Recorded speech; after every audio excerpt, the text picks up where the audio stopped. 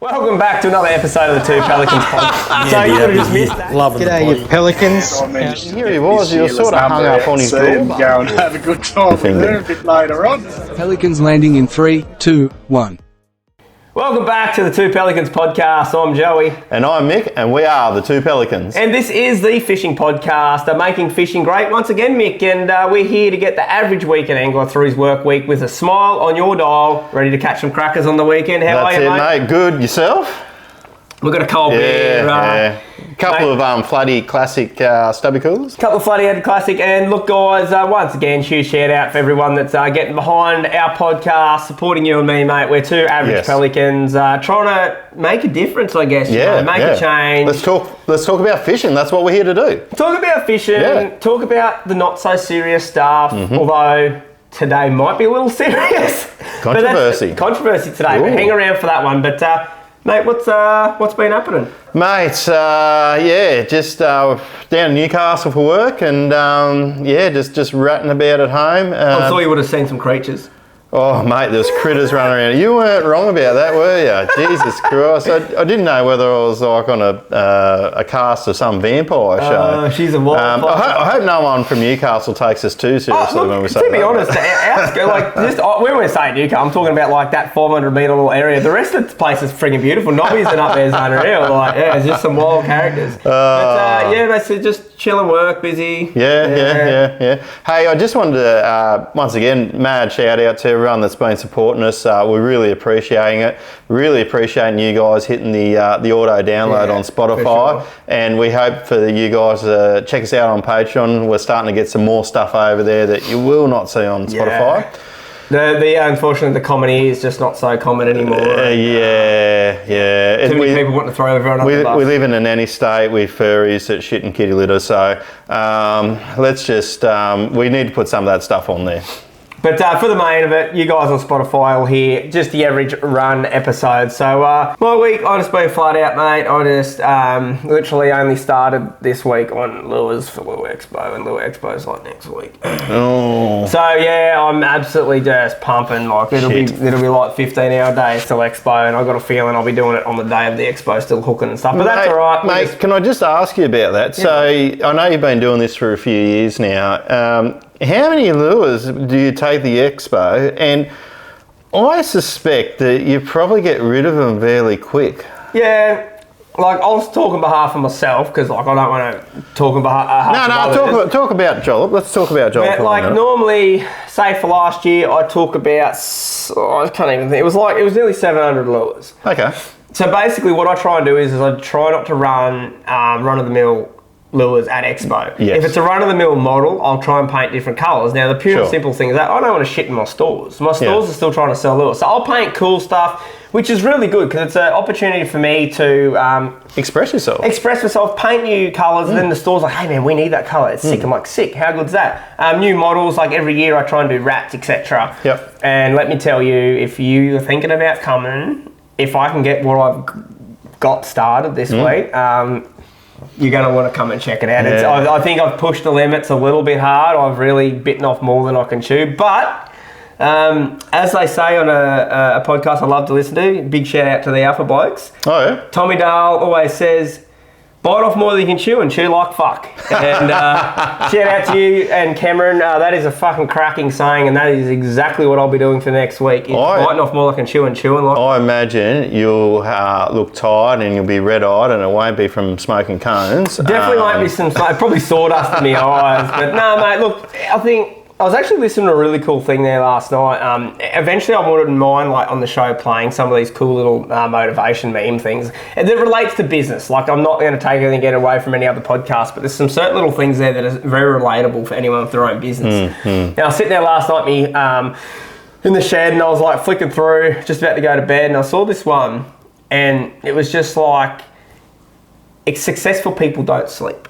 And it was just so relatable, you know. Like, Yeah. I'm pretty sure it was Joe Rogan. He's like, you want to be successful. Well, you're not going to be successful making it in bed. So Yeah, that's right. Like you just like Tommy, like I said, just bite off more you can chew and chew like fuck. Yep. So yeah, mate, we're balls deep in it at the minute, and yeah. And let's be honest, there's heaps of time to sleep when you're dead. Yeah, mate. And look, you've still got to spend time with your family. Like, you've got to get that family balance. But when it what you're doing, what benefits your family, like, there's a little bit more lenience there as well, you know? Like, it's not just you're roaming around getting pissed all the time. Yep. So, that's what I've been doing, mate. And, yeah, I'd love to get you Legends to the Lure Expo. I've spoken to Mick, and the episode straight after Lure Expo, we are going to run a Lure Expo special. So yeah, like super class, or what do they call it? Super class? Masterclass. Masterclass. Yeah. So basically, we're going to dive into everything Lure Expo. Mick might even jump me on as like the interviewer, and we might talk everything lures, and not more like not techniques and stuff, just about the lure world. Like what we're going to talk about today. There's some shit things happening in the lure world as well. So yeah. But yeah, mate, that's what I've been up to. What's your news there, brother? Look, just seen a few things around the grounds. This sort of got brought to my attention there recently, though this has been going on for a while, and I've been under a rock. But it's really, I think it's to do with the East Coast Brim Series. It's a Brim Series run down to the south, and it's been made aware to me, and I think it's been like this for maybe a year or two. I'm not quite sure. That it can be potentially a three-team. Or team of three anglers for 3 brim. Now, what's happened recently is that the weights have been sort of doubled up on each other. They've all come in with some ties and pairs and all that. It's just going to happen when you don't spread it out. Yeah. So I want to get your thoughts about that. Like, with 3 brim and 3 anglers, like, shouldn't it be more? So just fill me in here, because I'm not 100%. So what we're saying is it's a team of 3. You can have up to a team of 3. Up to a team of 3, that's and the right. bag limit for the whole 3 for the team is only 3. That's what I've been made aware of, yes. And look, obviously, I don't know. I'm not going to speak on behalf of them. There's probably reasons why they've done it. But it doesn't seem, if anything, it should be 15 brim.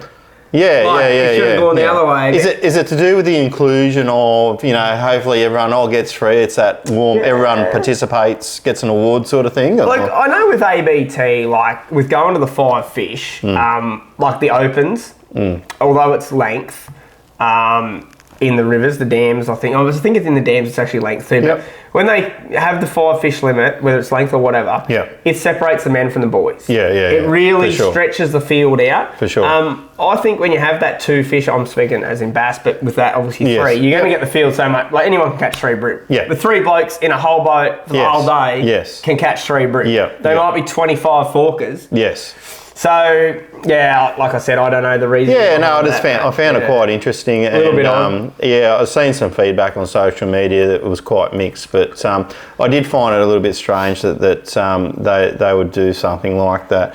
And I guess the other thing I've just been doing is just been experimenting with some Temu stuff. I know we've spoken about cost of living and things like that. I've just been working on a YouTube video. It's out now.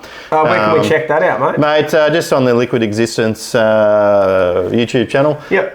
You'll see my ugly mug on there. But I got told the other day that there need to be less of my face and more on the action. So by Karen. So good on you, Karen. Thanks, Karen. Was it Karen you know, mate? No, I don't know who this person was, and it was actually to do with a slide-on camper video that I made. So it wasn't even something to do with fishing. So, but anyhow, just been working on that, and got a couple of nice fish out of that. Oh, awesome, mate! That's unreal. What am I talking? Can you get me the internet up there, brother? It should be there. What's it doing? I don't know. Here we go. Can you bang me up Bassman? This is how professional we are here. Hang on. Oh, there we go. What do you want? I just want bang up Bassmaster. So this happened last weekend. So obviously we like the following week, but and then there's actually, after this episode would be posted, there would have been another elite event run already. But I'm going to talk about the Wheeler Lake event here, mate. I just want to dive into a little bit, because this is just going to relate back a little bit to about today's episode. But I just want to talk about a few little things. to tell me that not the camaraderie is still alive in this world, how the hell is this? So I saw this the other day when the tournament was on. I actually just screenshotted this. For me, this doesn't get any better. This just shows you how the world is. So we've got Cooper Gallant. Cooper's one of the Canadian anglers. One of like 4, I think it is, the Johnson brothers. Gus, yes, he'd be like the 4th. It might be 5 now. Whatever it is, Cooper's one of the Canadians. So Cooper, I think it's day 2, throws out a big spook style bait, twitching it back. Gets a really nice bucket mouth. It was like a 3.5 pounder. Flips it in the boat. Right, when he flips it in the boat, the middle treble jams straight through, like behind under his kneecap. Oh, so like what in a that shit spot. and he sort of, so he couldn't move his knee, like he couldn't move his leg. So he's like, oh man, like, what do I do? What do I do? And I know this is tournament based, but this is just more about helping people out in general. So huge kudos to this man, Cody Huff, and he's a great angler on the Elite Series. Was fishing nearby, drives over, and literally jumps on his boat within, I reckon, 30 seconds. Treble's been cut, popped, line wrapped around it, pulled out. Cody jumps back in his boat. They're fishing again.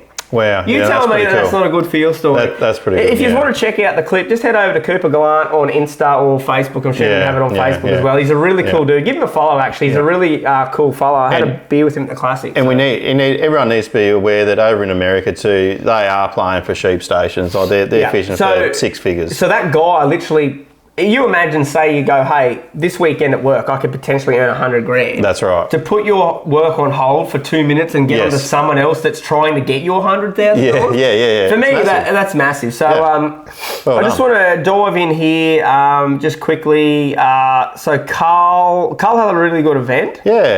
Carl's finished up. I just can't remember exactly. I'm just going to quickly tell you. You got to the 3rd day, is that right? Yeah, so he made day 3. He ended up in 39th. I think he went in at 37. So, or maybe 42. So he might have climbed the fraction.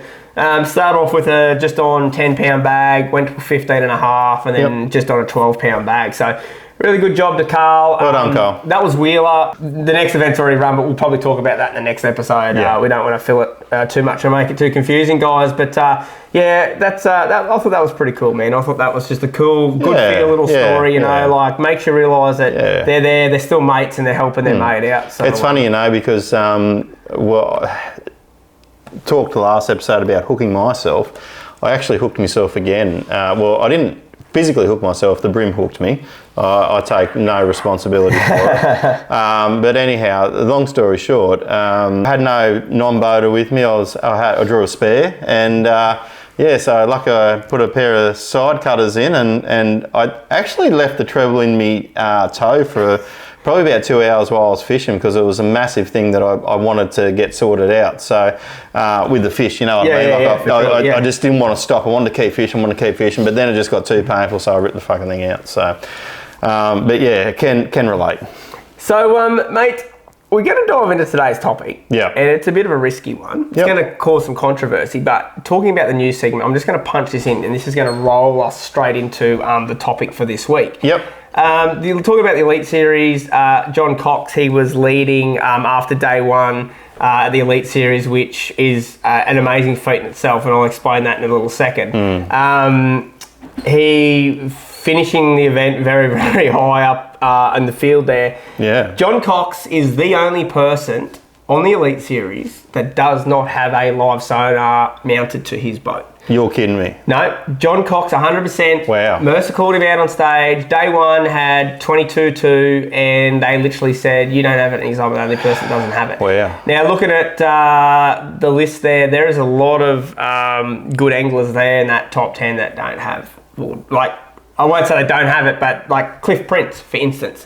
He's old school, man. He'd be like throwing around something pretty cool. So it's cool, man. So it's really cool to see that, and that's going to roll us, mate. What is today's topic? Mates, today we are going to talk about forward-facing sonar. Look, unfortunately, it's the elephant in the room. I think today what we're going to do is, guys, we're just going to dive into it. I think there's a lot of negativity around it. There's a lot of positivity around it. And to be honest, a lot of new people to the sport probably get turned off a little bit by all the fucking carry-on fight and shit. I think the thing that we want to probably set out straight here look, there's obviously some similarities in the fishing in both countries around America and Australia. Yeah. It probably hasn't fully hit the peak here, do you think, at the moment? I think we're not far off it. I think to get started on today's topic, let's both, before we break it all down, let's get your thoughts on it. Yeah, okay. And let's get my thoughts on it. Yep. And then so that everyone knows where we're at before we break it all down. Yeah, okay. So there's no sort of biasness in some of what we're going to talk about. So mate, what do you think about it? Look, I don't think it's wrong or right to have. And what I mean by that is that, look at the technology that we're using today. We're using electric motors. We're using sounders already. We're using all this other stuff. We're using GPS marks. The list goes on, right? And we're not just talking about tournament fishing here. No, this is just in general, right? Yeah. This is just in general. So I guess the thing is for a lot of people out there, and this is also comes with the part of the sounder, I suppose, is that it's expensive to acquire this stuff. Yep. Which we'll dive into a little bit later on, but I'm okay with it. Yeah. Yeah, so look, my thoughts probably aren't that long-winded. That was a long-winded yarn, mate. Sorry, mate. Was it a yes or no answer? No, it's not. Look, basically where I'm at, this is as simple as that. Yep. If you want to have it and you can afford it, you strap it on your boat. Okay, right. If you don't want it and you can't afford it, don't put it on your boat. But don't fucking sit there and fucking carry on like a fucking idiot about people that do have it on. Yep. That's my main crux. So a bit like, if I drove a Ranger and then someone drove a Hilux or Land Cruiser, is that sort exactly of like, similar thing? Or why don't I have a Land Cruiser? Like 100 series is nice, but I'm not going to bag you up because I don't have one. Yeah. I think if we all just stick by that, like, mate, there is some, we'll dive into it later on, but there is some shit that goes on in this industry. In Australia, I'm talking now about live sonar, and it's simple. You don't want it, don't get it. Yeah. If you think that you have to have it to go out and catch a fish, you're a fuckwit. Yep. Okay. That might go on Patreon. All right. It's another tool. It's another tool. Look, I'll just quickly throw this in my thoughts. Yep. This is my example. It does not matter what sport or what hobby or whatever. There is a fight inside that circle with technology. Yes. For instance, with me, timber lure making. Yep. You use a machine, you don't use a machine. Oh, okay. Just to do the one process. That is the biggest shit show, and it's no different to forward-facing sonar. Yeah. One more example, which is very relatable to nearly everyone because you live inside a house. Mm-hmm. Use Mickey Goodwin. Just down the road here, at Maxville Way, fantastic builder, right? Yep. He's a really good builder, pumps out some amazing houses, and shout out to you, mate, follower of the show. Yeah.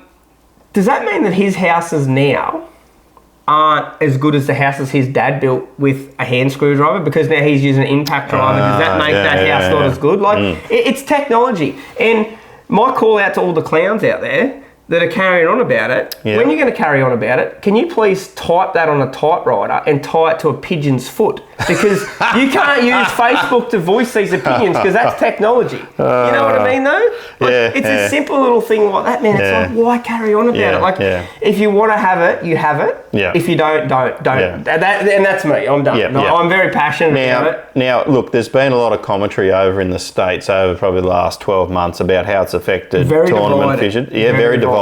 Yeah. There's been a lot of stuff between, I think, Randy Punk, whatever his name is. Randy Peanut. Call him that. Okay, Randy Peanut, living in the 70s. Actually, we might not call him that. And Ben Milliken. And look, to a point, I can sort of see where Randy comes from time to time, but I still think, personally, I think he's sort of just living in that past tense a bit. You're entitled to your opinion. Totally. Everyone's entitled to an opinion. 100%. It's just that people take it too far. Yep. So. I think let's just dive into the divide there about America. Right. On the elites, it's huge. For those that don't know, the elite series is the pinnacle of fishing in the world, essentially tournament fishing. Yep. Now, I have a little bit of exclusive information. Okay.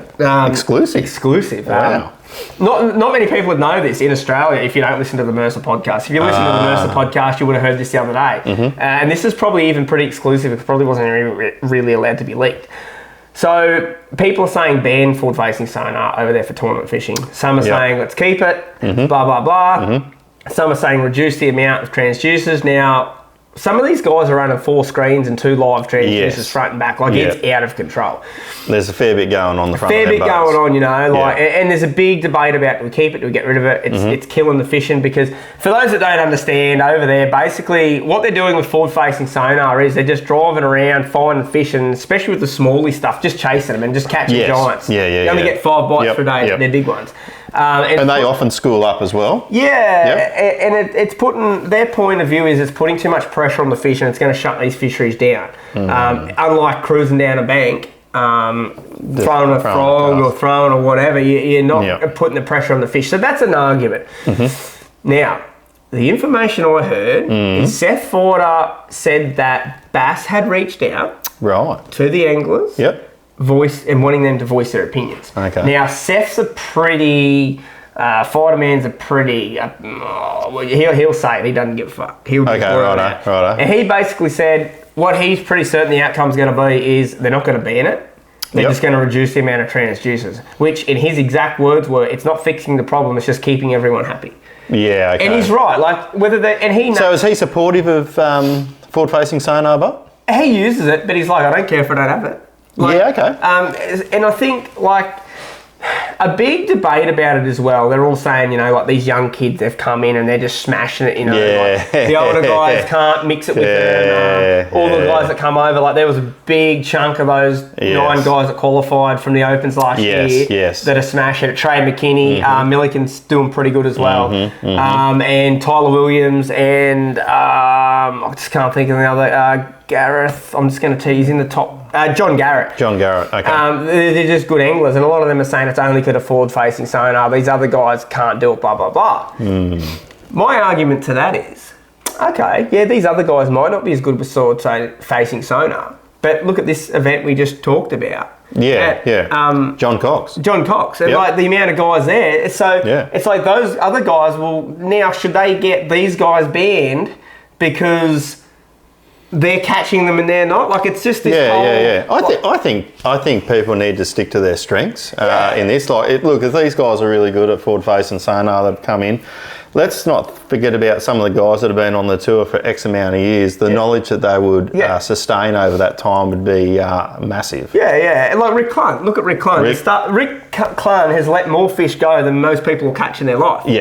I don't know, man. It is just over there. It's an absolute mess. Like every podcast I listen to of Mercer, it's like just talk. It's a topic. It's a topic everywhere. It is a big topic, and I guess that's our point today. We're going to break it down about Australia more here. So, what's your thoughts in Australia now? Before we get into that, look. There's forward-facing sonar, but something come to my mind about stuff that shoots forward, and that's like, I guess, the Humminbird 360. I know it's different technology, it's not that live sonar thing, but can you draw much comparison between the two for, I guess, the pelicans out there that may not know about that technology? So basically, I'll just talk in layman's terms because that's how I like to roll. Basically, what 360 does is 360 will shoot a beam out. So you get your screen, and it'll shoot a beam around, and every time it beams around, it'll re-update what it's seeing. So if you move the boat, that log that you saw at, say, 11 o'clock might now be at 1 o'clock. But it's like a radar, essentially. Essentially, it's like a radar.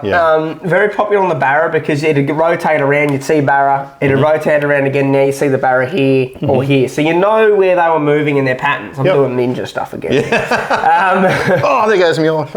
So 360 is a very cool tool. But why didn't people carry on about 360 like live? This is what I'm sort of saying. So then let's dive into live. So practically, guys, there's 2 modes. I don't have live sonar, so I'm literally just working off a very good friend of mine, Westy, and a good friend of the show's.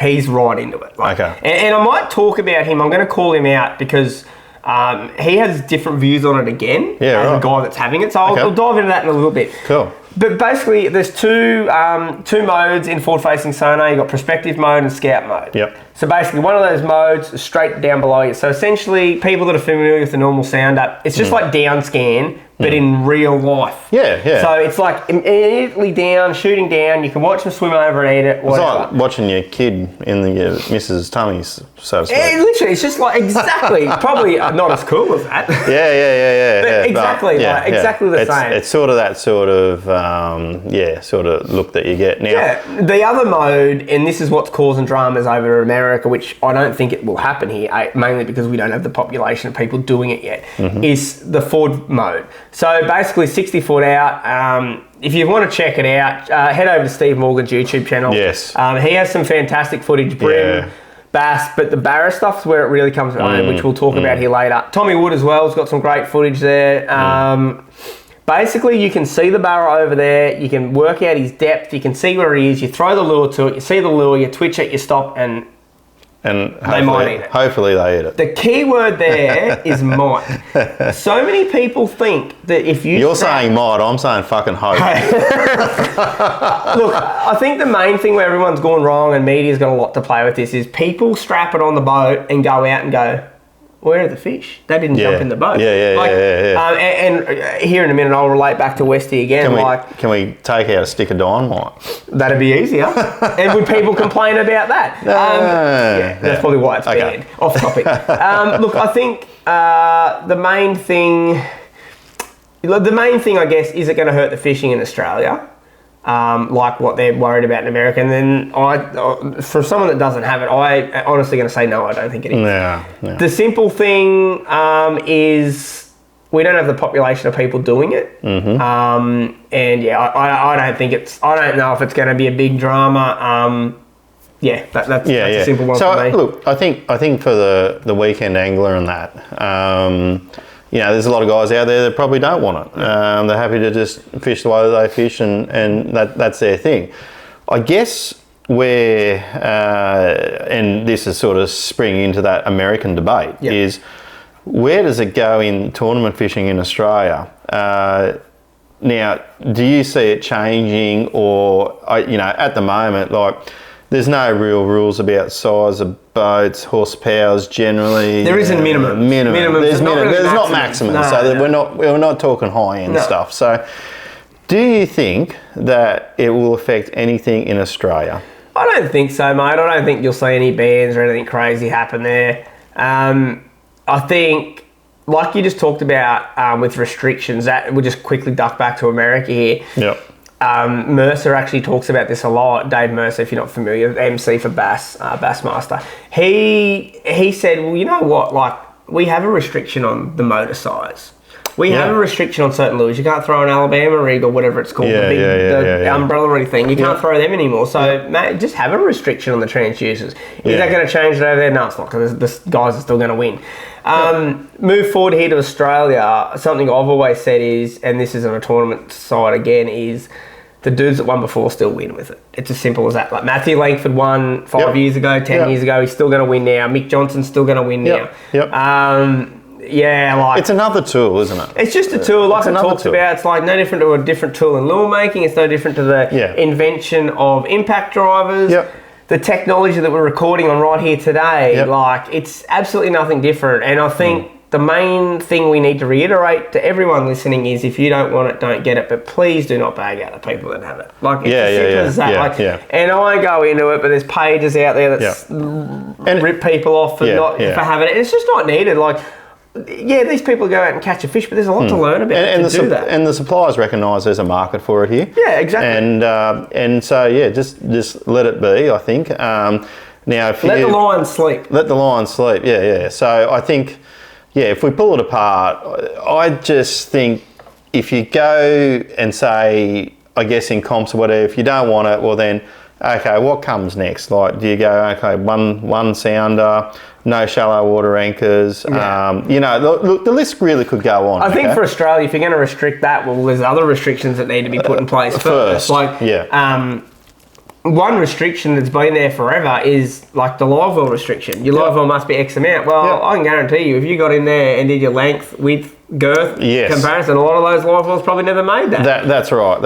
And the other thing is too, you might have a 90 litre live well, but people only got that much water in it. So, where do the restrictions start? Look, I don't think we need any restrictions on Australia.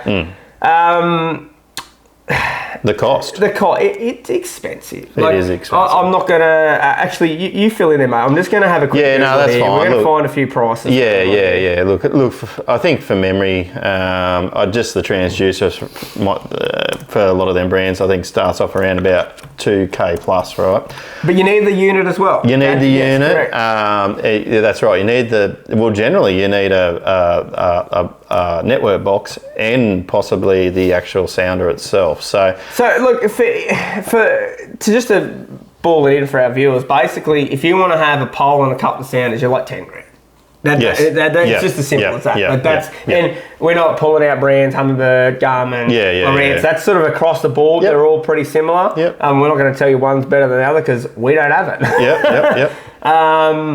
So it is an expensive thing. If you're a weekend angler, do you really need it? Like if you're just getting into fishing, no, you don't need it. It's as simple as that. So I'm just looking here, man. Garmin, I don't even know what all those numbers mean, but LV something. LVS 34. I think that's the current one. You're just on $3,000, but that's not your unit. So if you chuck, say, a 12-inch unit on that, you're going to be like another $5 or $6 grand. You're going to be probably around 6-ish. But then you've got your poles and all your mounts and yes. Now I'm just going to dive. Let's dive into this because this is what I'm passionate about. I'm sort of M2, and I'm going to let you go, and then I'm just going to throw. I'm actually going to show you a photo here. I'm not going to put this up or anything because this is just sort of a you and me. I feel like this part's going to go on Patreon. We'll just see.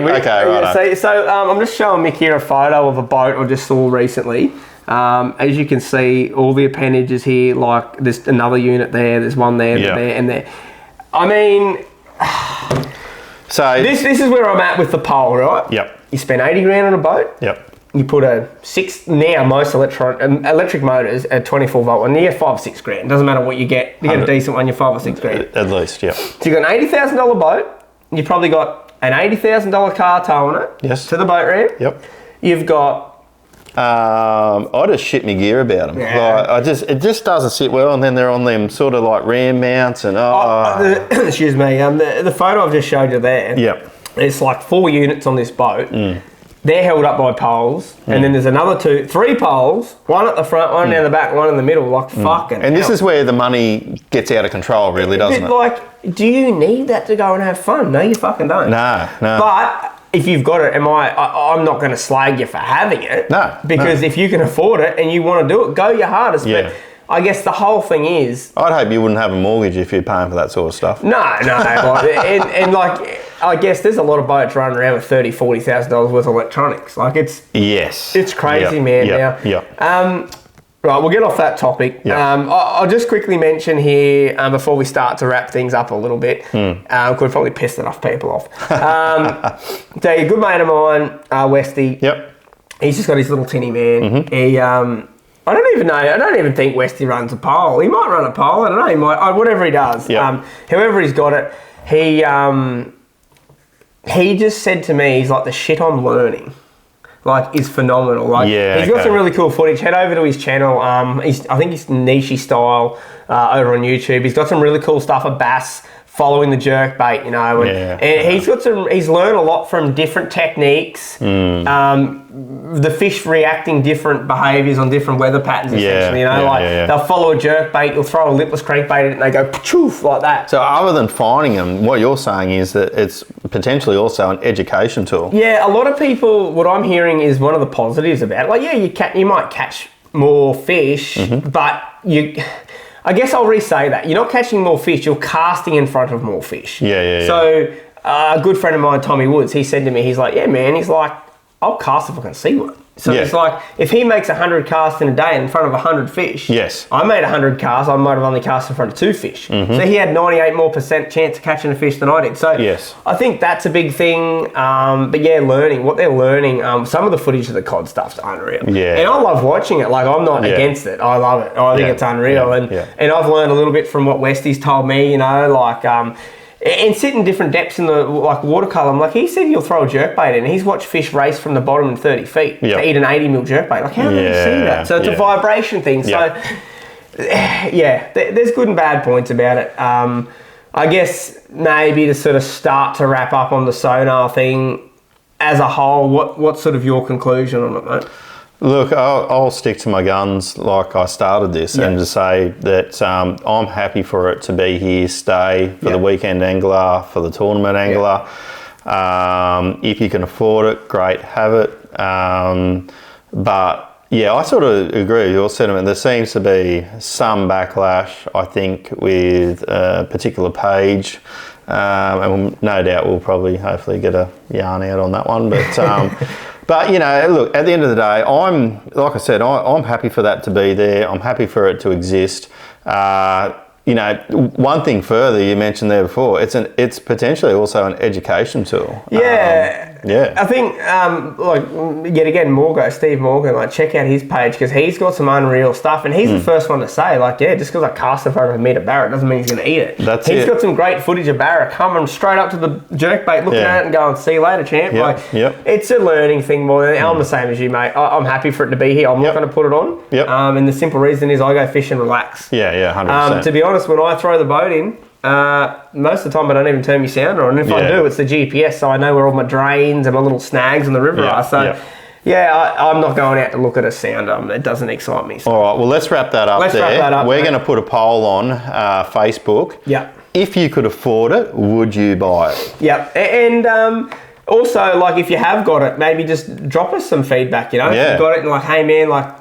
Is it worth the cash? Because I know there's been a lot of people put it on and be disappointed. But that's nothing against them or the product. It just might be like these guys that have dialed in, they're very good with technology. They've got it dialed. So some people might think it was going to be like a stick of dynamite. Yeah, exactly. And I don't doubt that people did think that. Just strap it on and you're going to catch fish. It's just not as simple as that, mate. So, look, I hope you guys enjoyed that. It was, I think it was something we need to talk about, and we could talk about it for another 2 hours, but I think we've talked enough about that. We don't want to just bore you with it. We've highlighted our opinions on it. But right or wrong. But more than anything, we want to make sure that you guys know, as the everyday angler, that you don't necessarily have to have it to go fishing. You know, I've had a few people say, do I need that livey thingy? No, you don't. If you can afford it and you want to learn and you do it. If not... Don't worry about it. So I think we'll leave that at that one, mate. All right. Well, we're going to end off the show with a bit of a yarn. Let's have a look at the yarn. We'll just locate him here and we'll jump into it. All right. Hey, you pair of pelicans. Back in the day, before I used to lure fish, I used to do a lot of bait fishing down the Southport Broadwater in a club. So this particular night, middle of winter, the place is called The Logs. It's sort of in the main channel just before you get into the seaway. There used to be lots of logs there. There's not so many now, but there used to be heaps of logs. The brim would sit on them during winter time. So everyone would get there in the afternoon, set up, ready to go. I was perfectly anchored, probably about 15 metres away from a log. So as night time started, the fish started to come on the bite. It was awesome. Everyone was catching a few fish around me, but it was looking good. Then I watched this boat come across to the boat behind me, and he started putting his spotlight in the water. And I'm going, bloody hell, Jesus, what an idiot. Anyway, he went over to this other boat behind me about 30 metres away, and he kept flashing his spotlight in the water. And of course, that just shut the fish down. So as it does. I couldn't help myself. So, hey, mate, turn your spotlight off. All it did was make it worse. He just kept putting it off. I said, oi, you'd have to be a fucking idiot. Turn your spotlight off, mate. I'm trying to fish here. No response. They just kept mucking around with the spotlight near this other boat. I'm going, oh, Jesus, for fuck's sake. Mate, turn your fucking spotlight off. Are you an idiot? Anyway, sure enough, the spotlight went off, but then the boat started coming towards my boat, and they turned the spotlight on. And as they're coming, I'm going, oh, for fuck's sake, would you get that fucking spotlight off? I'm trying to fish here, you wanker. Can't you see that? Jeez, you'd have to be the biggest dickhead in the world. Next minute, as they come a bit closer, the light off my light shined on the side of the boat. It was the police. Oh. And I went, oh, shit. And the bloke goes, yep, it's the police, mate. And everyone around me just was in stitches of laughter. you couldn't hear anyone catch fish because everyone was too busy laughing. Wow. Anyway, you Pelicans, talk to you soon. Bye. That's a ripper. That is. And like that's the stuff we want to hear from you guys. Yeah, And look, I would have done the same thing because I'm pretty passionate about the water. It grinds me gears. And wouldn't they have sirens on the fucking boat? Like just done a couple of flashes think they or just something? went, hey, bud, that's an absolute beauty. And I've got a feeling that little gentleman there might have a few more little good ones for us down the track as well. Shout out to you, brother. You know who you are. So. Guys, I think we might wrap this up. Yeah, I think we'll wrap that up. Look, I hope everyone found that informal conversation around the forward-facing show. We might have got a little bit lost there and went down some rabbit holes, but I think it was just good to get our opinions out there. And guys, if you want to get involved, just email us through. Don't forget, it's 2pelicanspodcast@gmail.com. All our socials, Insta, Facebook, Spotify, Patreon, 2 Pelicans. Literally, Patreon is $3 a month, and you get to see us Pelicans and any of the dramas. Cheap as fuck. It is, mate. It's cheap. Like it's not even. It's like a quarter of a packet of plastics a month. So, and it supports us too, and because like we're pretty serious, we want to give this a good crack. Yeah. On episode 4. Episode 4 now. So everything's rolling along really well.